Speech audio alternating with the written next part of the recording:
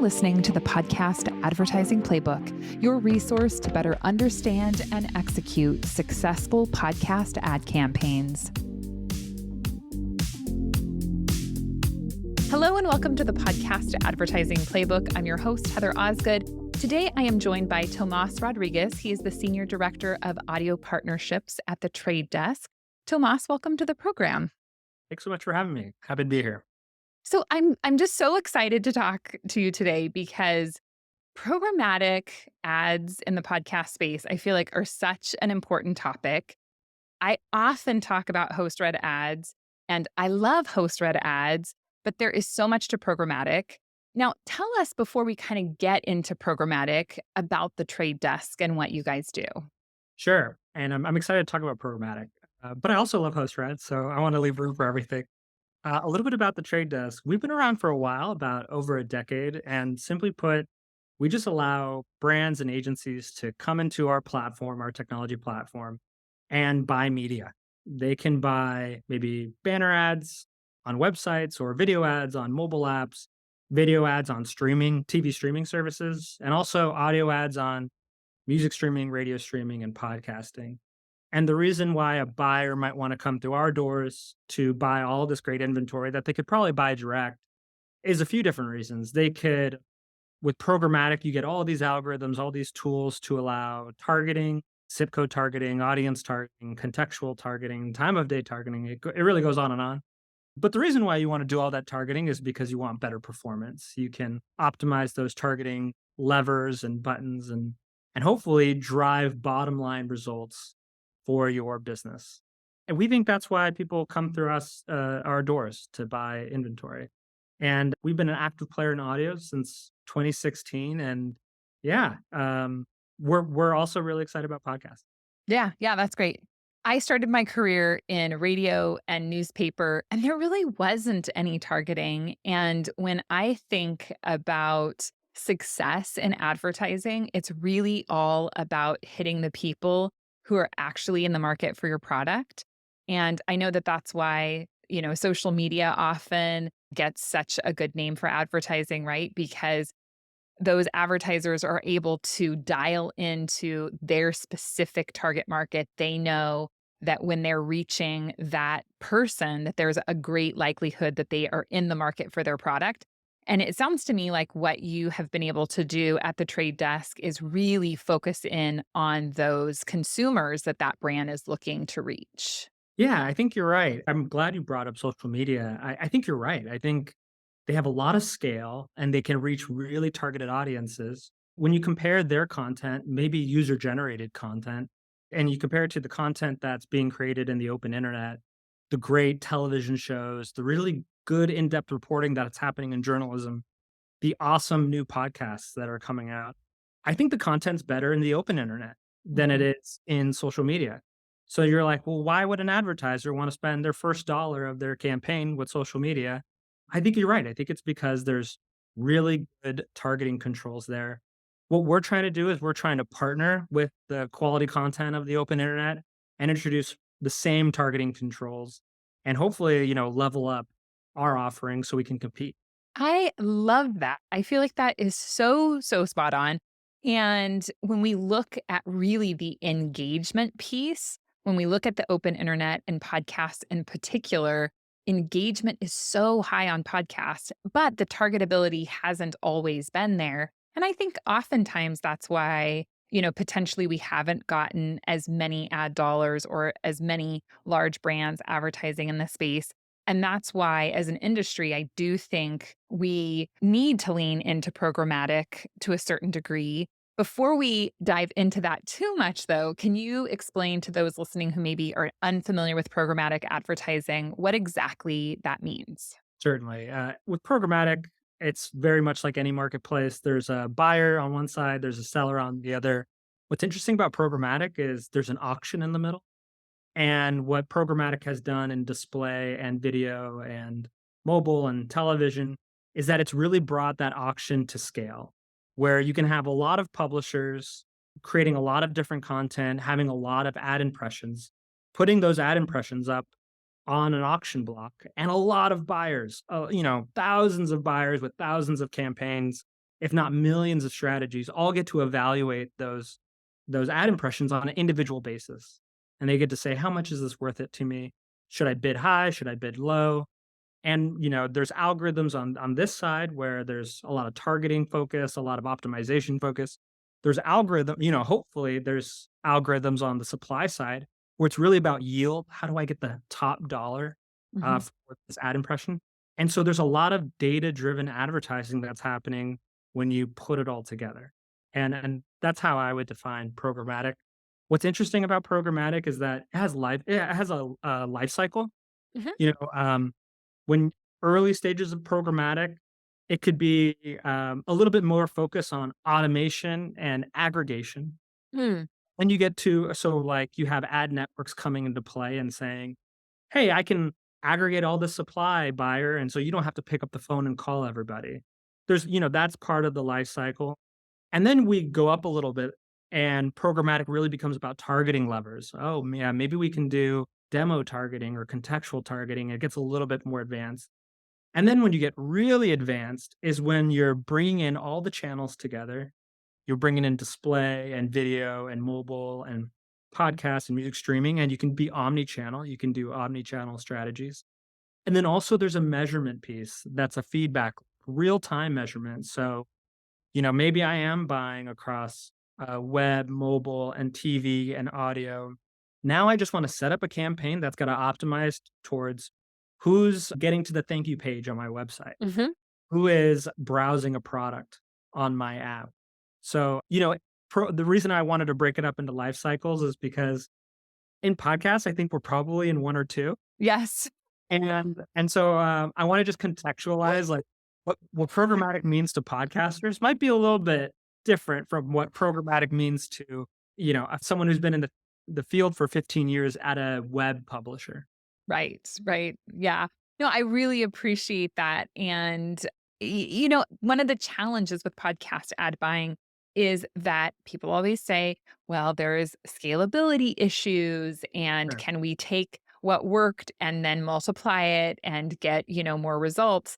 And really, even just that aggregation and automation is an important step for us Yeah, because everything has been so manual. I also think that it's important for us to look at the value of different types of advertising, right? And we do preach so often about the value of host read ads. And of course, there's so much value there, but that doesn't mean that a well produced programmatically inserted ad has less value. It just means that it's being, delivered differently. I think one of the pieces that is always unclear to me is the level of transparency. sure. And when I say that, what I mean is often when I talk about programmatic, I say, you buyers are going on these essentially auction sites. They're saying, hey, I want to buy 1 million impressions. I want to reach, 35-year-old women in New York who like health and fitness. And they're going to get on podcasts that maybe they don't even know what shows those are, and maybe it doesn't even matter what shows those are because they've put in these targeting elements that are getting them to that right audience. But really, it sounds like there is a level of transparency where you can say, for sure, I know I ran on X, Y, and Z shows, especially within ad networks, I believe. So, can you speak to that a little bit? How much transparency is there? Yeah, before I jump into podcasting, I just wanna share some experience that with Yeah. my first job out of college, I was living in Chicago. I was working as a media buyer at a company called 4 Digital, and this was, 20 I don't even know. But anyways, I was buying ad networks for display campaigns. Okay. I would buy an ad network and they would, show me some logos like, here's you can run on Oprah.com and you can run on MarthaStewart.com. I was like, oh, this is pretty good. I'm trying to reach a female demographic. Like this might work. But then I'd finish the campaign and I wouldn't get any reporting back. I wouldn't know where exactly my impressions ran. And when I would ask my ad network salesperson, they'd be, oh, you performed. What does it matter? Like it doesn't matter. Fast forward to today, you can't exist in programmatic without as a web publisher without giving your domain and your subdomain and your placement ID and like there are all these accountability structures where a buy side platform like ours knows exactly where that square was on the web page and how many times was it Mhm. made available. And so we're just at the first, at the start with podcasting. You know, if there are ad networks that are in play, maybe they aren't sharing to the seller what buyers are coming through, what brands are spending on their podcast.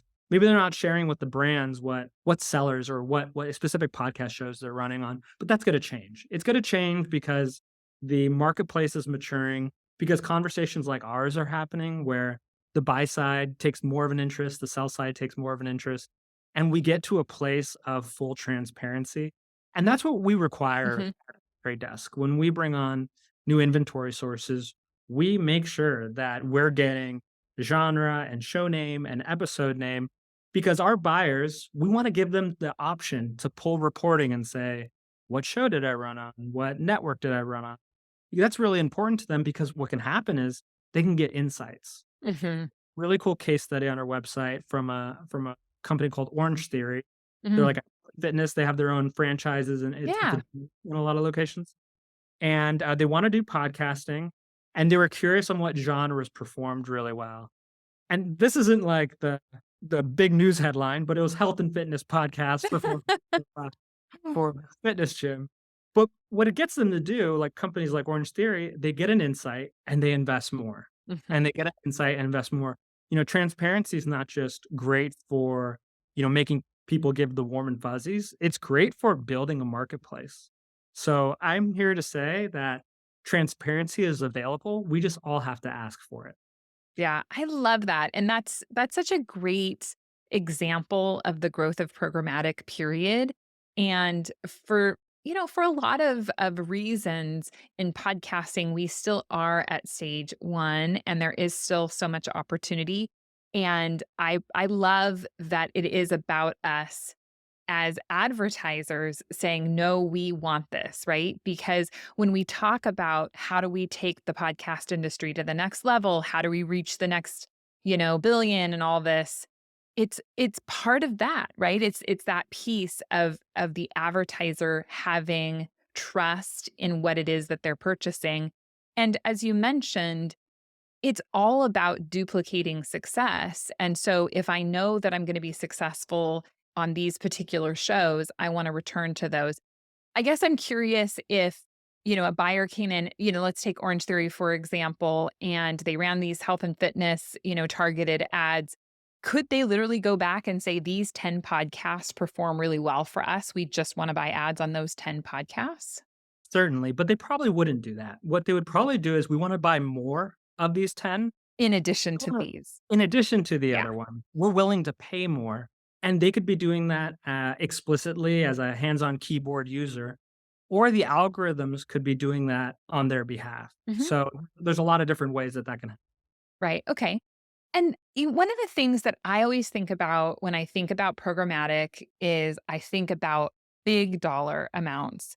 So I think about the Orange Theories, or I think about, the Fortune 500 companies who have, hundreds of thousands, millions of dollars to invest. And so I guess I kind of talk about it as narrow or, wide spending. How much does an advertiser really need to spend on programmatic? And are they really these larger companies or these big brand advertisers, as opposed to maybe like the direct to consumer brands or the direct response advertisers? I love this question, and I'm embarrassed to share with you that I always lead in with, like, a kind of a quip before I go into this. Say, podcast advertising is very good, but it's only good for the 1%. And that goes for buyers and sellers. Mhm. Very good for the 1% of top shows, Mhm. but it's also very good for the 1% of top buyers. The Mm. SE companies are doing a great job of using the podcast marketplace. What it might be harder to appeal to is maybe a regional advertiser, maybe a QSR, a quick serve restaurant, fast food restaurant that's only located in the Midwest. Mhm. What it also might be harder for is a large brand advertiser like a CPG or an auto who's really trying to reach as many people as possible. Mhm. And So let's take that CPG example, that large national advertiser. The reason why podcasts might be difficult for them now is because they care about reach. We're all trying to grow our businesses. In order for this CPG company, this consumer packaged good company to grow, they have to reach a lot of people because their baseline, the amount of people who are buying today is a lot of people. So they have to Right. reach a lot of people to get the next, percentile up.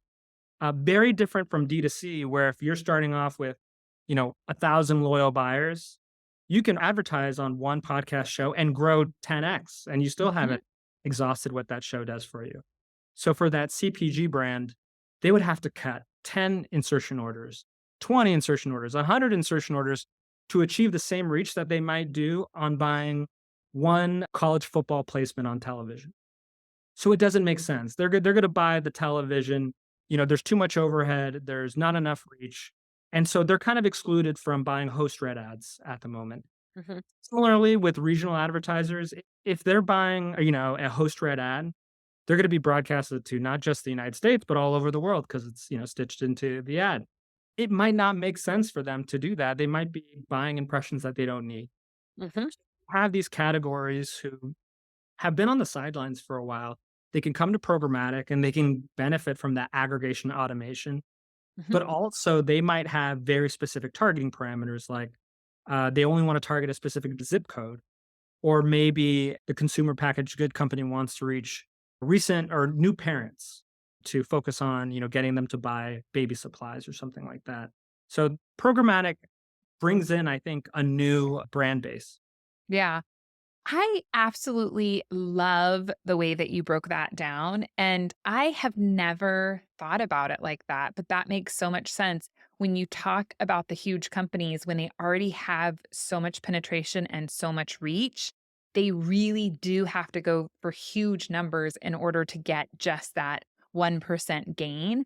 And that is such an interesting way of looking at it. And that makes so much sense.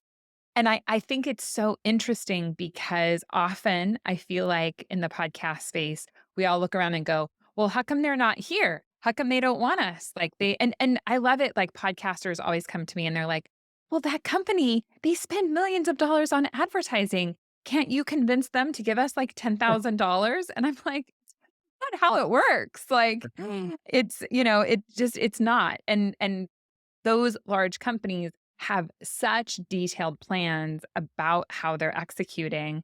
So I just think that that is really fascinating. Now, when we talk about regional advertisers, are you seeing that increase? Are you seeing more regional advertisers come into the trade desk? We are. And it's not just regional advertisers, but it could be brick and mortar advertisers. That Uh-huh. use case I mentioned where they're only targeting around maybe 5 miles within their specific brick and mortar stores. Mhm. But yeah, regional are really leaning in. When I look in, I get to log into the platform every day. I get to look at who's spending on what. And I'm seeing a lot of local car dealerships. I'm seeing like a lot of universities. There is a regional focus happening. Mhm. That's great. I and for me, that goes to the whole concept even of creating localized podcasts. I don't think right now it makes a ton of sense. I live in Sarasota, and before we moved here, I know I was looking up, like, Sarasota podcasts, and I found, like, Sarasota real estate podcast, right? And they haven't produced an episode in several years now, but, I mean, it doesn't really make sense to create a Sarasota real estate podcast. You're gonna get, like, 100 listeners. But if you were in a bigger metropolitan area, you could create a podcast and then you could have that local car dealer being like, "Oh yeah, like, I want to target in this area." And if that podcast was available, it would be a really good fit. So for me, I do think that there is so much power in, I mean, we talk about the long tail of podcasting a lot, but there really is a lot of power there. And when we can access that next level of ad revenue, I think that's really important too, because it seems to me like we are accessing the middle level of revenue, right? So we're not accessing the top dollars and we're not accessing the bottom dollars. We've got like that just right sweet spot. And if we can expand, that's where I think the real dollars will come in. Yeah, I think you're absolutely right. And, if we take that example of someone creating a podcast just for Sarasota, I would wanna make sure that that podcaster wasn't just going after local advertisers, that they had an option to get a national dollars as well. And I think that's Right. also where programmatic fits in a little bit. So I agree, programmatic fits kind of great with podcasts and maybe the next step that podcasts want to get to. Yeah, yeah, absolutely. And you were talking as well about the larger advertisers, and we also know that within large companies, they do have these kind of micro and more focused campaigns, and it seems like those are the types of campaigns perhaps that are the best, right? So, maybe you're taking like a Procter and Gamble and we're saying they want to advertise Pampers, but not Pampers as a whole. We want to just talk about our organic cotton Pampers. So it's really it's still about that kind of niching down, really. Yeah, you know what I'm seeing a lot from brands is really trying to build a life cycle reporting and scoring for their users. So Mm. brands saying like, it's not just about trying to get this person to buy Pampers once. How do we get them to be a Pampers family and kind of graduate to the Pampers pull-ups and then you graduate to whatever, the kid needs at 3 years old or 4 years old or 5 years old, what type of relationship can we build in that way? And I think that's where a lot of the targeting piece comes in. Mhm. I think you're seeing bigger brands trying to create that one-to-one relationship, maybe have users log in to an account. And so they can start collecting that brand first party data and put it to work in media. Mhm. Yeah, yeah, absolutely. I think that makes total sense. Can you do retargeting? So can with programmatic ads, can they see who has listened? I mean, obviously we never do first party data, but like are they able to do any sort of retargeting on social or anything? Retargeting, yeah, when I think about our platform, like I mentioned before, we do a lot of display banners, pre-roll video ads on web and mobile. We have television ads. We like partner with Hulu and Disney Plus and stuff like that. You can certainly do retargeting. We do need probabilistic models. You've probably heard of cross-device solutions. Those are at work to Mhm. enable a lot of this like omni-channel retargeting, but it's certainly possible and it's scalable. Mhm. And when you had said, like, kind of the 3rd scenario is that omni-channel and that podcasts really we're not there yet. Do you think that we're not there because the solutions aren't like apples to apples? Is that why we're not getting wrapped into the omni-channel approach? Yeah, I think you need a lot of levers and a lot of data in order to get Mm. included in that last bit. And I actually think we're getting very, very close. Mhm. One of the things my team and we've been working on a lot last year was getting our supply side partners sending the right signals, sending show name, episode name, genre, sending some identity signals that we needed in order to be able to give our buyers the reporting and data they need to one, let the algorithms work and maybe move the media spend where it needs to go, but two, allow them to pull insights and say, hey, like we need to double down on podcasts. It performed a little bit better than this other channel. Mhm. So that's what it takes to be included in that kind of omni-channel piece. And I think we're making quick work to get there. That's great. One of the things that I don't know exactly how to solve for is I recently had a guest on the show that works for an agency and they buy all different forms of, advertising and I probably have used this example several times on the podcast because I thought it was so outstanding, but she said that when they ran podcast ads, they saw, I think, a 3-time increase in the results of their video campaigns. And I thought that I mean, that's so significant because we often just look at podcasts by themselves. And I feel like that's for the last 8 years, I've been talking about podcasts by themselves, right?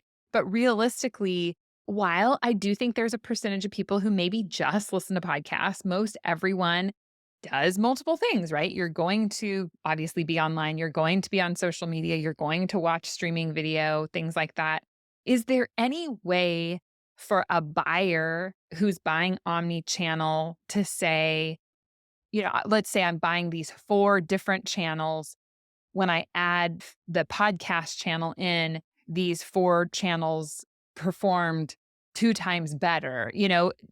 Is the information sophisticated enough to see that the addition of other channels increases performance overall? Yes. One report that we have that our media buyers love is called the Path to Conversion Report.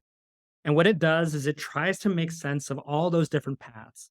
And it tries to surface the most likely paths that a user took in order to arrive to maybe an online action, or maybe even walking into your brick and mortar store.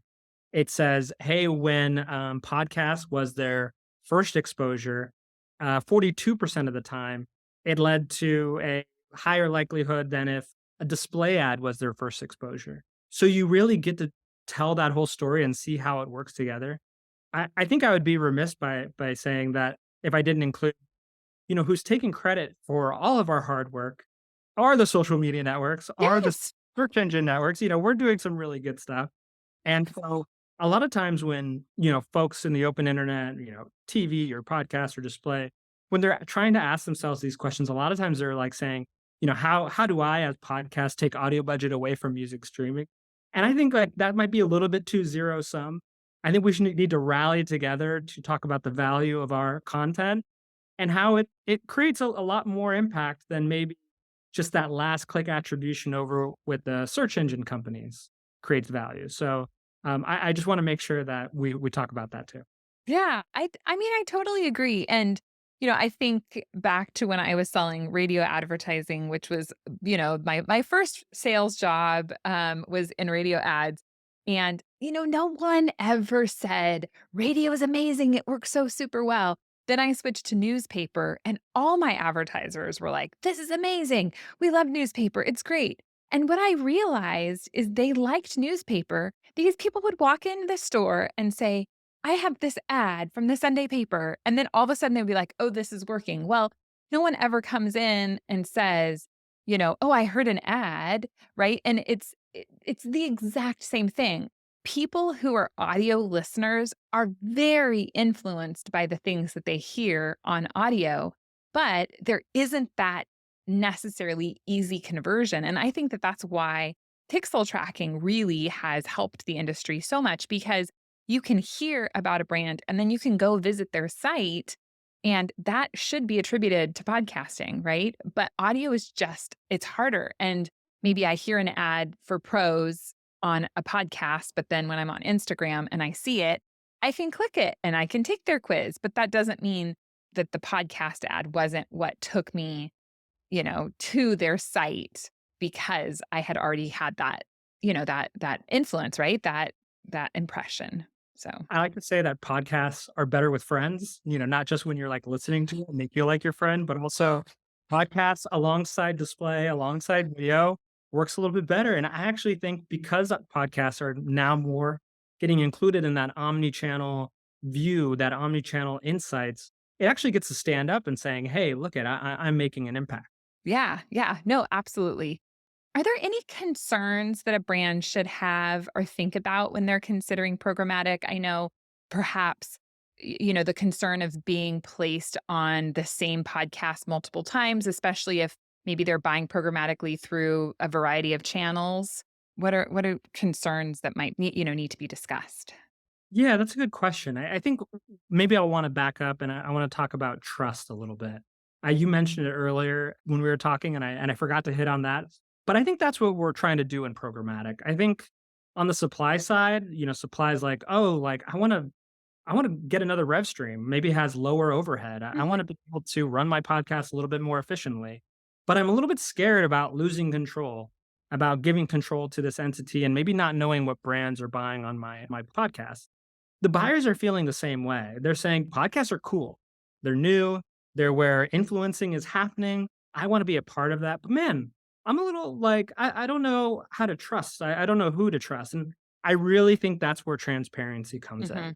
And I Yeah. think that as a buyer, before you're buying, you want to ask the question, what type of reporting am I going to get? Am I going to Mhm. get line by line? This is the podcast. This is how many impressions I was delivered. If not, am I going to get an average CPM? Or Mhm. am I going to understand what CPM I paid for on every single impression, or at least at the network or show level? As a seller, as someone who's going to put supply on the market, it's about asking for transparency. It's about saying, hey, am I going to know what your fee was and then what the buyer was actually willing to pay? Like, Mhm. I really want to see this type of information. Mhm. And when we all start seeing that information, we can have these trust-based conversations, and you'll see more investment on the supply side, more investment on the buy side. And that's really where we want to get to. Yeah. Yeah, absolutely. I totally agree. And really that answers the question, right? It's all about that transparency on both sides. I think that's phenomenal. Just to talk quickly about results tracking, can you do pixel attribution in programmatic ad buying? Yeah, I mean, just like any other pixel or I should back up. Yes, and you can do it through the trade desk fairly easily. It's kind of Mhm.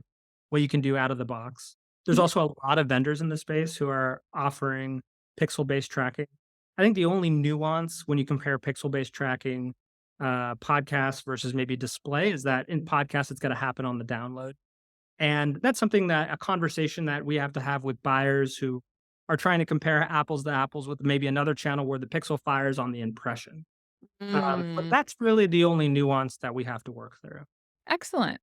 So I'm curious, what are your predictions as we're recording this at the beginning of 2024.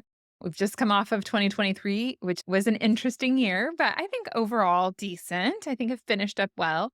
What are your predictions for where programmatic will grow or what it might develop into this year? Man, I'm a little on my heels. I don't think I made it down to the list of questions. I'm like that far down. I should have prepared for this one. But I think I think we're going to see more examples and more case studies of podcasts performing Yeah. and podcasts performing better relative to other channels. I think all of us in the podcast community. I'm a new member to the podcast community. I was in TV previously. But all of us in the podcast community, we love to talk about, how it's a different experience, a different advertising experience. You can't get better than a host endorsing a specific product. I think for programmatic or dynamic ad insertion, we're also going to see really good performance compared Mhm. to other channels. I think we're going to see that repeatedly. I think we're going to see more supply getting excited about programmatic. Yeah, I think those are the two that I'm expecting to see. Yeah, that's great. Well, let me be the first to welcome you to the podcast industry because, it's way more fun than TV. I'm not sure how TV was for you, but Right. the podcast industry is so much fun. But yeah, it's for me, it goes back to the idea of engagement and it's engagement, but it's also just so personal. And when you're listening to a podcast, I wish I could say, and I know that there are families out there that listen to podcasts together. Most of my podcast listening happens on my earbuds or in my car when I am by myself. But so then you do connect with the host and you connect with the content in such a different way, and I feel like that's why it feels so intimate and so personal, and that's why it's so effective overall, and so I totally agree with you. I think that it doesn't like host-read ads are amazing, yes, and I wanna see those continue to flourish, and I think that there's a lot we can do, but I also think the value of programmatic coming into the space is first and foremost that we have the ability to fill these unfilled impressions. And if someone were to do a study right now about how many unsold impressions we have in the podcast space, I think the number would be staggering. We have so many unsold impressions. And I also think that when you've got a really nice base of programmatic, it allows you to value your host read in a different way. When we are fully host read, which I mean, I haven't seen the latest study from the IAB comes out in May, so it'll be interesting to see where programmatic lands.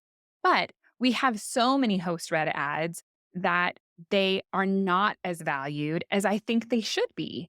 And if we can get a really nice base of programmatic, then we can value host read at a higher dollar amount because the work, the endorsement is all very, very powerful and should be valued at a higher level. Couldn't agree more. I was writing down notes furiously because you touched on a couple things, and I almost want to go. Well, I want to touch on one thing, and then I want to touch on another. Going back to predictions, Yeah. first thing I want to talk about is what you said about impressions going unfilled, and I've been working in programmatic for a while and looking at different marketplaces. And I think one thing that stands out, especially in advertising, there tends to be more supply than demand. Like Mm. demand, you have a finite amount of dollars out there that people are willing to spend. In advertising, if especially in display, you can just create another banner ad. There's almost an endless amount of supply. And when you have more supply than demand, if you're a supplier, you have to reduce friction on demand. Mhm. I'll just say that one more time. If there's more supply than demand, what you should do as supply is just remove all the friction, remove all the red tape so that whoever does that best gets demand fastest. Right. It's about efficiency. I mean, yes, it's about content and quality and all that stuff, but holding all things constant, you just want to reduce friction. And I think maybe that's one thing I would just ask people to keep in the back, or supply side, keep in the back of their heads as they're thinking about programmatic. The second thing, I want to go back to predictions, and I have a better one now, if that's okay. Yeah. Uh, I'm watching the cars. I'm watching cars. I think all of us in the podcast community should be rooting for people to buy new cars. I don't know if you saw that Edison study, but they were talking about audio listening behaviors based on the year of your car, the model year of your car. And the newer cars, people were listening to a lot of more digital on demand, music streaming or podcast type of content. But then the older the car was, the more it was AM, FM radio. Mhm. In connected television, I got to experience a big wave of consumer macro trends called cord cutting, where people said, you know what, I'm not gonna watch on cable anymore. I wanna pick and choose across these streaming services. I'm cutting the cable bill and I'm going over to fully streaming. I think we in the audio community are also experiencing a cord cutting moment, but it's happening very slow. And rather than with TVs and Roku hockey pucks and Amazon Fire Sticks, it's not happening there. It's happening with cars. Mhm. People change out their cars much slower than they change out Much their slower. televisions, but I think they're changing it regardless. I think that change is happening. So as that change happens, I think there's going to be more ears, more listening happening to on-demand channels like podcasting. And I think that's going to attract bigger or larger or more diverse advertisers quicker. So Mhm. that's all something I'm watching, and I expect that trend to go through 2024 and beyond. Yeah, yeah, that's really cool. So when I started in 2016, it was like I think it's so funny because at that time, everyone was like, "Well, podcasting is really gonna take off as soon as everybody buys a connected car." And, like, it was I w and everybody talked about this, like, connected car, and then all of a sudden, I saw a report that was like, "Oh, well, the average consumer buys a new vehicle, like, every 10 years or something." Yeah. And then it was like we kind of all collectively looked at each other and went like, "Oh, so it's gonna take, like, 10 years for us to get there?" And then people kinda stopped talking about it because I haven't heard it talked about seriously in many years, but I totally think you're right, and I love the cord cutting analogy. I mean, it really makes so much sense because, part of it is just that accessibility factor, which obviously, with our smartphones and Bluetooths, but I mean, gosh, I had a car not that many years ago where I had, like the cigarette lighter plug in for my to get my phone to go through the speakers of my car, and that was, like, pretty fun technology, and, so it's slow, but I do think that that kind of connected car really will help the growth a lot. So Yeah, and now that you're talking to me about it, I'm realizing COVID had an inverse impact to both markets. So for yes. television, COVID accelerated cord cutting because we were sitting there, we needed to watch something, and so we just started subscribing to all these subscription services, and then live sports paused. So why do I need my cable bill anymore? And so it accelerated cord cutting, but it also had supply chain issues in auto, Mhm. and we experienced slow auto sales for 2 or 3 years, and only 2023 are we back up to normal. So, COVID really, accelerated television and decelerated the change from radio to digital audio, and, maybe we'll find our footing, maybe we'll build some momentum coming out of COVID. Yeah, that's a really interesting perspective.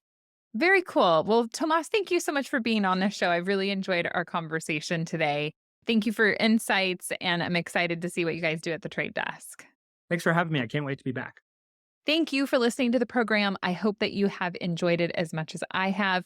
If you're interested in learning more about podcast advertising, be sure to head on over to YouTube and check out my videos there. Thanks for listening, and we'll catch you again next time. Thank you for listening to the Podcast Advertising Playbook, your source to a better understanding of the podcast advertising industry.